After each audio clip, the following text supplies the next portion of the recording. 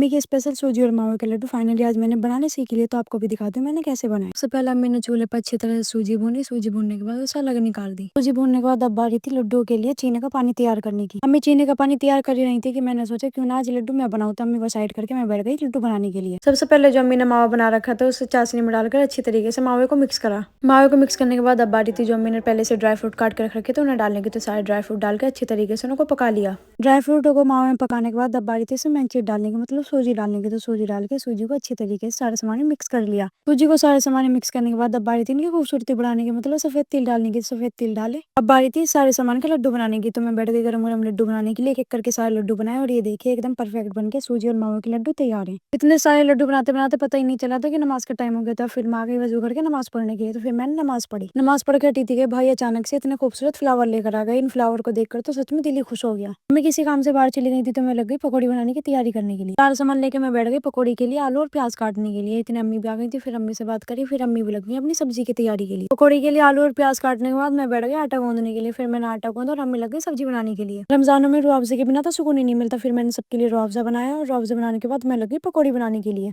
फिर मैंने सबके लिए गर्म गर्म पकौड़ी बनाई और अम्मी ने इतने सब्जी भी तैयार कर दी थी। सबके लिए टेबल पर खाना लगाया और हम बैठ गए इफ्तियार करने के लिए। फिर हम सब बैठ गए इफ्तियार करने के लिए। हमने सबने साथ में बैठ के इफ्तियार करा। फिर नमाज का टाइम हो गया था और अब्बू अनस भाई चले गए नमाज पढ़ने के लिए और मैं लगी टेबल पे सारा सामान उठाने के लिए। फिर टेबल पे सारा सामान उठाने के बाद पूरे टेबल को साफ करा। तो ये था आज का हमारा दिन। उम्मीद आपको व्लॉग पसंद आया। व्लॉग पसंद आया तो लाइक और सब्सक्राइब जरूर करें।